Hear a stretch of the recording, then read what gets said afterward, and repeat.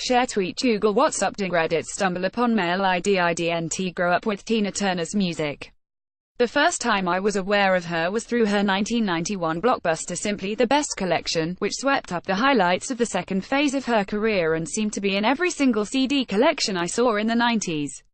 It was probably this that meant I didn't see What's His Love Got to Do With It for some years after it came out, because my overriding experience of Turner at that time was being annoyed by the omnipresence of her bellowing the best out of the speakers in the kitchen of every single last one of my friends' mums. What's Love Got to Do With It goes further back than that best of to the beginning, when Tina was still known only as Anna Mae Bullock Angela Bassett, from Nutbush, Tennessee, and covers and heavily fictionalizes the period from 1958 to 1980, her abusive marriage to Ike Turner, Lawrence Fishburne, and the music they made together. Brian Gibson's film, loosely adapted from Tina's autobiography I, Tina by screenwriter Kate Lanier, follows a fairly standard rise, fall, and rise again music biopic structure. From Tina's childhood in Nutbush, we follow her as she moves to the city and meets Ike. They start to have some success and get married. As the success builds, their marriage becomes ever more abusive until Tina finds the strength to leave with only her stage name and begins to make music without Ike. As the film is structurally fairly basic, it stands or falls on the performances, and there are three that are the key elements of the film: Bassett, Fishburne, and Tina Turner herself. There is no doubt that Angela Bassett is a brilliant actress, and the nuances of her performance here are always impressive, but it takes a while for her to grow into the role.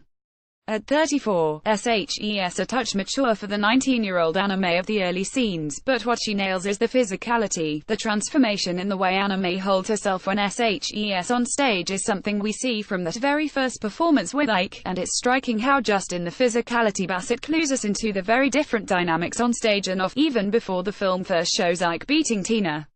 This emphasis on physical presence is very much a feature of Lawrence Fishburne's work as well. Time and again we see Ike standing, resentful, in the back with his band, staring daggers as the charismatic Tina owns the stage.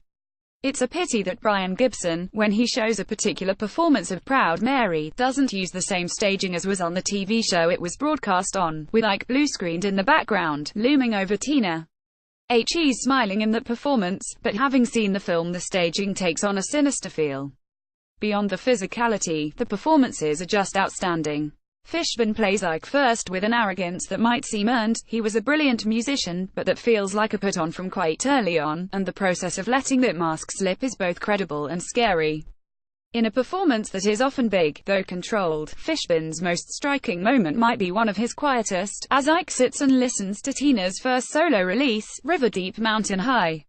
The resentment in his face as he realizes it's a better song than anything he and Tina have yet made together is plain, but it's the insincerity of the way he tells everyone how great a record it is that is most striking. Bassett is also superb, especially as the film goes on and both she and Anna Mae seem to become more comfortable as Tina Turner.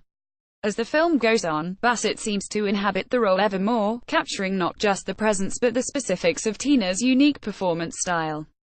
Dramatically, SHES great, particularly in scenes in which Ike is trying to get Tina to sing it the way I tell you. It's interesting to watch the dynamics shift in these scenes, from an early moment in which Ike's attention to detail and pushing to change and help the performance, to the recording of Nutbush City Limits, where the critique is always cruel and devolves into the film's most upsetting scene. It's impossible to talk about Bassett's performance here without discussing the way it intersects with Tina Turner's. Tina recorded new vocals to dub Bassett for the film. This is where the specificity of Bassett's work comes into play. Tina's voice is easy to parody but tough to replicate, so the dubbing makes sense, but Bassett gets every nuance down, particularly the expressions Tina makes when she sings, and this allows us to believe that voice is coming out of her body. There are some great subtleties about Tina's vocal work here. Listen for the adjustments when Ike is critiquing her in scenes, but it misses one thing. Tina was never a subtle singer, but when you go back to the early Ike and Tina records like Fool in Love, you can hear a difference in her vocals. It's purely an age thing, but that's the one subtlety we miss in the music here. The music, though, is outstanding.